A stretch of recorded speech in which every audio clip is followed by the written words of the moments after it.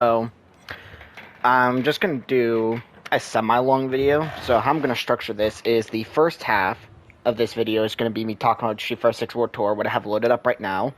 This is what my character looks like, not super original or crazy, but I like it. I like the polo. But then in the second half of the video, I'll basically be talking about DLC speculation and stuff. So the first half is going to be mostly just mechanics and non-spoilers, but the second half of the video, you basically have to see the entire story, play through the entire thing, just to know what's happening. So for the first half, I'm mainly just going to be sticking here in Chapter 1 section, Beat Square, since pretty much everyone's gone here in the demo. So where should I start? I guess I should start with the positives. Game looks pretty cool. I like the art style of the game. So I could argue it doesn't have the greatest fidelity, which is not wrong. I mean, from a distance, some characters look jank. Um, Characters. I should just talk about the characters in general. Um, they look really cool, I'll be honest. The new designs for every character is way better. I might put some screenshots of the new characters here, but you can probably just look them up for yourself. They look really sick. Um, Avatar creation itself, really cool. Just the way you can just basically, like, have an almost pro wrestling game, like, customization with it where like you can decide your exact muscle physique or whatever, your height. You can just be an abomination to all humanity, or you can just look like a person. It's like that's just really cool. Uh, Music. Honestly, the music's just all right for the most part. You know, maybe I'll get in more into another video, but honestly, most of the music's just like all right. Like there's some good ones, like Ryu's new theme is pretty good. Zangief's new theme is pretty all right. I like that one. It's just really cool, just in general, that you can just run around this overworld. Big overworld. Well, not that big for open world standards, but big overworld in a fighting game where you just beat the crap out of people. Like that's just the funniest thing to me. Like this is still one of the funniest things to me. I'm like literally level 90, and he's dead.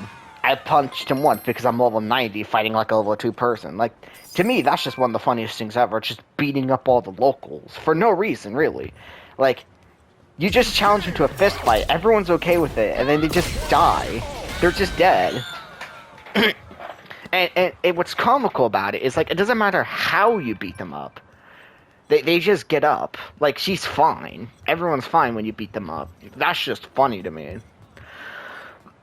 um, any other big positives I'd like to talk about? The story itself, pretty cool.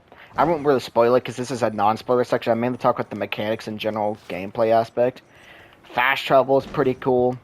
There's a lot of side quests. Most side quests are easy, and basically in almost every case, the game will point you in the direction of where you're supposed to go for every side quest. So it's not really that much of a puzzle-solving game, or like a game where like you generally like you can just kind of autopilot and just beat most missions.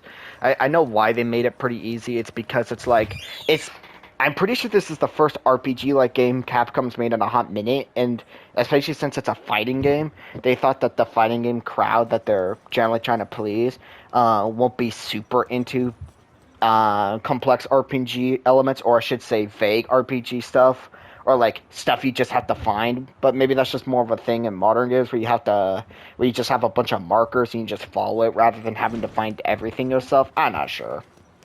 But yeah, the game's pretty straightforward. That's a big thing. There's almost no forks in the road. You just follow what the game tells you and you're Gucci. Any other big things I should talk about?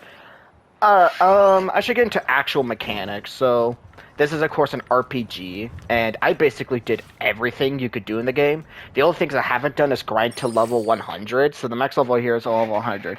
Now you can see I'm level 90. Unless you really feel like grinding, do not go to level 100. Don't even try it. It's not even worth it because how it works is in this game, you get to you gain stats every level, like any RPG, and you gain skill points. But after you complete the fifth skill tree, there are skill trees. There's 5 of them in total. You flat out get this. your character will gain points. Like the stats they gain each level becomes minimal. You gain almost no stats per level up, and it takes forever to level up. So just like once you hit like level 85, that's probably it. You should probably just stop because you probably have every skill you need for your stats. And at that point, all you do is try to get stats from stat boosters. There's items, so I'll show one here. This one, for example, these boost your stats permanently. There's one for every stat, so let me show you. There's, of course, Vitality, which is just your health. There's Punch, Kick, Throw, Unique Attack, and Defense. Now, Unique Attack is basically projectiles. Your throw strengths, of course, all throws. Not your normal throws either. Not just your normal throws, but command grabs as well. And punch and kick are pretty self-explanatory. Defense just means how much less damage you take. Pretty self-explanatory. Now, I should say a big flaw, and the reason I even showed off that health booster earlier, is you cannot exceed 30,000 HP. I tried it earlier, but notice how I have like 3 health bars above? For some reason, they thought that making it multiple health bars is something they should have done. They didn't just make it 1 health bar that just gets bigger over time. No. But what's weird about it is there's this thing called face-offs. And in face-offs, it's basically a traditional first to 2 fighting game fight, basically. Where you have 1 health bar. You don't have 3 health bars like you do in normal encounters that I showed earlier. Like if I go in a fight right here, as you can see, I have 3 health bars. But like, first off, sit down. Wait, she's alright? But basically, I have 3 health bars. But if I go in a fight with someone, I don't even think I have anyone to fight because I basically did everything. Yeah, if you go in a face-off, like if you fight a teacher, like if I were to fight Luke right now, it would just be 1 health bar. So I don't know why there's a 30,000 health limit when they could have just made it 1 health bar. So I'm saving that health booster because I won't get much out of it.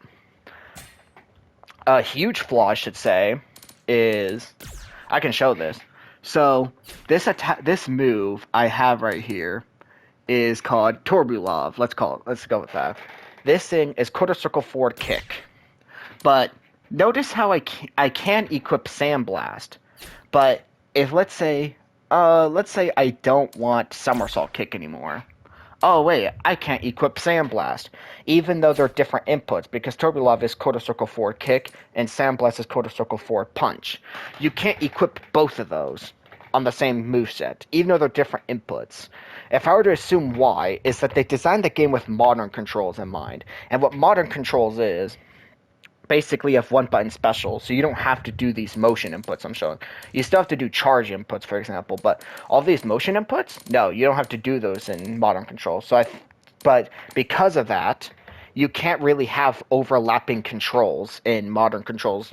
It's hard to explain. But basically, they gave the same limitations of modern controls for classic control users. Now, I'm not a motion control lover or anything, but it's so dumb that I have the same limitation as a modern control user playing the game, even though I'm playing classic control. Because the whole reason I picked this control scheme is I want full control of my character, because that's a big limitation of modern controls. You don't have full control of your character. But oh well. So I basically always have a down charge input. And it's extra stupid with, like, they're called, like, button tap inputs, I think. So let's say Amnesia. This is down, down. So, for example, there's Yoga Teleport. That's a button tap input. But for some reason, even though you think to yourself, oh, if I have Yoga Teleport, that's forward plus all punches. You can't have that and, what's it called? Double Lariat. Now, there could be because, like, it's some input overlap, but literally, you have to press all 3 punches for Yoga Teleport. Now, sure, Yoga Teleport does kind of conflict with Double Lariat, but, like, literally Sandblast and Turbulov don't, because they're different inputs. They're literally different buttons.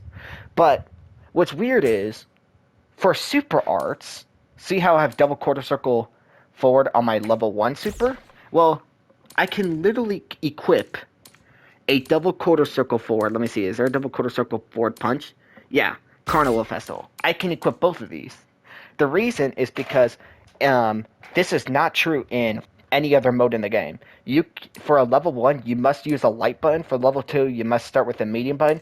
And for level 3, you must use a heavy button. So because of that, you can have input overlap, because that is how it works in modern controls. You press the medium for level 2, light for level 1, heavy for level 3, plus a special button in your modern controls. So this is one of the only good things when it comes to modern controls, is that it lets you do that with classic controls even. Weird, but kind of cool. Of course, there's a skill tree. There's a million skills, like, believe me. But something I should note is that if you did farm to level 100, you would eventually be able to buy every skill. It would take way too long, but you can do it. And of course, I'm just here to show that, yeah, I have every teacher maxed out. Just to max out your teacher's rank, you just beat people up with their moves, pretty much. And I'll say as a mechanic, basically, you probably just look it up, how to get all the presents, because you see that it's called Bond, or I usually call it Affection. Yeah, just look up how to get those, because it's not that hard, it just costs some money, or to do stuff. So I said I basically 100% the game. The only things I haven't done is get every hard mode. I'm pretty sure I don't have every hard mode for every part-time job, and all that is just gives you money. They're cool minigames. Teach you how to use motion inputs, how to use charge inputs, because a lot of people suck at those. Beat up semi-trucks, you know, that's pretty cool. Anything else? Plane tickets, yeah. So, plane tickets are used to do this, you know, travel the world. Honestly, at some point, you just get so many plane tickets, it doesn't even matter. Like, at some point in the game, assuming you buy the correct upgrades, money will never be an issue for you. Like, you don't even have to grind that much. Like, if you're ever low on money, just go play in a part-time job for, like, 15 minutes, and you should be Gucci. Preferably, like, scrap heap, because that's just brain dead. No, wait, where is it? Here. Yeah, I think that's everything I want to say about World Tour as a mechanical game, I think.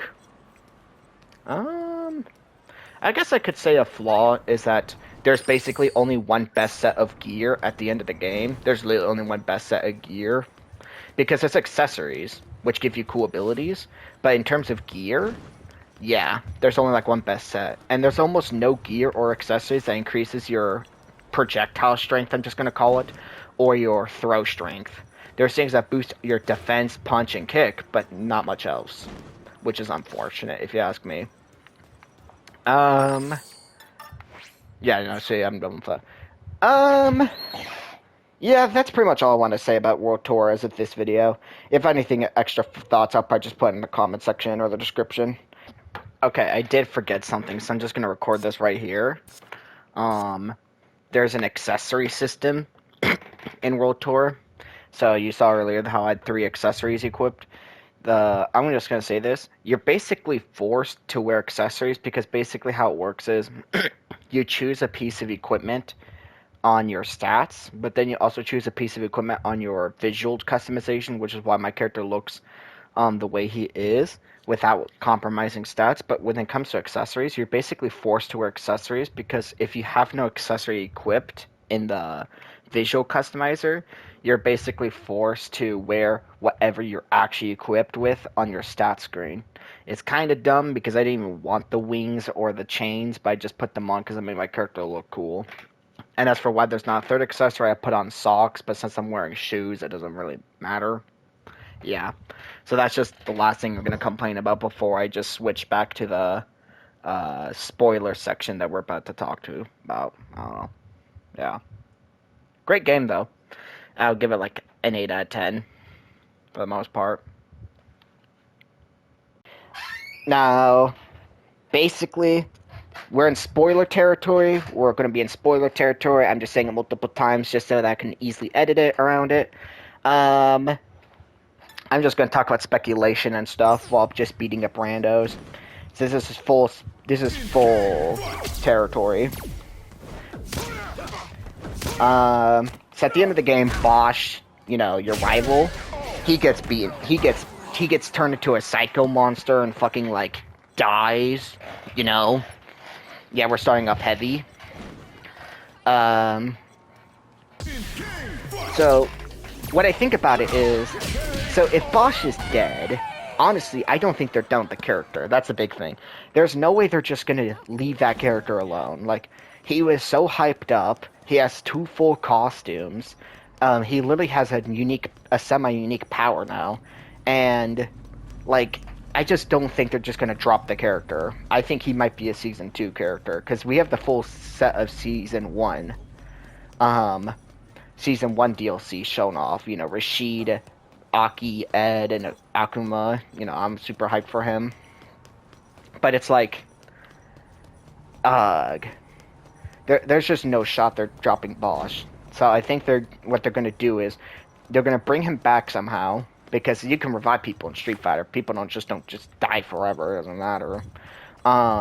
They probably can't use the same method as M. Bison, because, well, M. Bison has to instill his psycho conscious onto other people to revive himself if he dies, but Bosch never did that, so someone else will probably have to revive him, which is possible.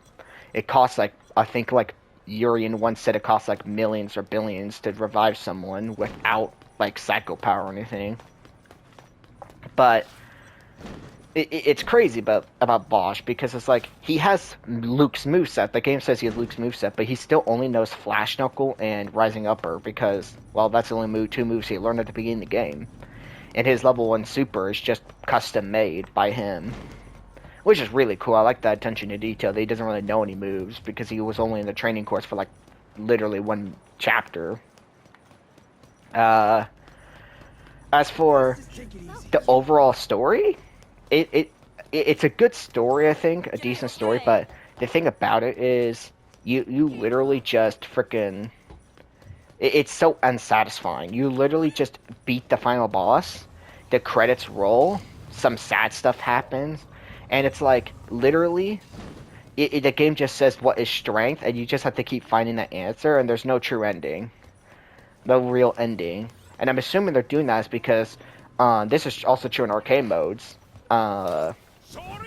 Many characters are talking about what they should be doing, because they're currently investigating JP, but nothing actually happens with the characters in JP. So it's literally like, wow. So I'm just thinking this is like the first arc of the game. And in the summer, when Rashid comes out, I'm thinking that every new character might add a little bit of story. Maybe. Or there will be a World Tour Part 2 where you take your existing character and all their levels and whatever, and you... what do you call it? And you just go through maybe in new sections, maybe like new parts of the map, or new chapters. Because there's basically a lot of build-up in this game with no payoffs, or characters just being suspicious just to be suspicious. So it's like, what are we doing? This story basically feels incomplete, which isn't a bad thing. I think they kind of did that on purpose, or maybe they didn't have the time to fully flesh out the story. But if you go through a lot of arcade modes, you see that, like, yeah, this game is definitely not done. This is, like, the first part of the game. I think when they add more story sections, they'll add a more fleshed out story, and I think Bosch will come back at some point. Some way he'll be revived. And I think he'll probably be a playable character. He would definitely need a new moveset, but I think he should keep his Psycho Uppercut, his Psycho Flash Knuckle, but, like, modify them so they're not broken, because they're, like, fully invincible for, like, almost the entirety of it. It's, like, unblockable with his level 1 super. Like, yeah, just change some of that, but it's fine. So, Rashid, Aki... I think Aki's going to be story relevant. I don't know about Rashid, but I think Aki and Ed will be relevant, because, like, literally someone in the game says that Neo Shadowloo was doing some bullcrap, but to me it's like, wait, but Ed is the founder of Neo Shadowloo. Was Ed the one who gave Bosch psycho power? It's still never stated, I'm pretty sure, what JP's organization is called, because he runs a non-government organization. I don't know what JP's organization is even called, as far as I know. So I don't know. And what's weird, a big red flag to me, is when you get psycho power from JP, he flat out states that he's not used to, he still hasn't gotten the hang of giving someone psycho power. So did he give Bosch psycho power? I mean, the only reason I don't think so is because I know you're just learning JP's moves, but the JP psycho power looks different from Bosch's. Like, Bosch's is more vibrant purple. with a bit of a flame effect, I think. But JP's is crystals, like a very dark purple, very deep and dark purple, but with crystals. So I don't know. We'll have to see. Now, of course, if Bosch gets re-added, we could learn his powers, his abilities, which would be cool, I think. And since Bosch already has 2 complete outfits, his regular outfit and his cardboard outfit, he already has that part done. You just need the voice actor to get back on, and then give him some custom stuff. Yeah. So I think that covers most of the speculation I just wanted to talk about. I just wanted to get everything out of my head. Yeah, I think I'll just have to edit in a few stuff I missed in the comments, if I missed anything.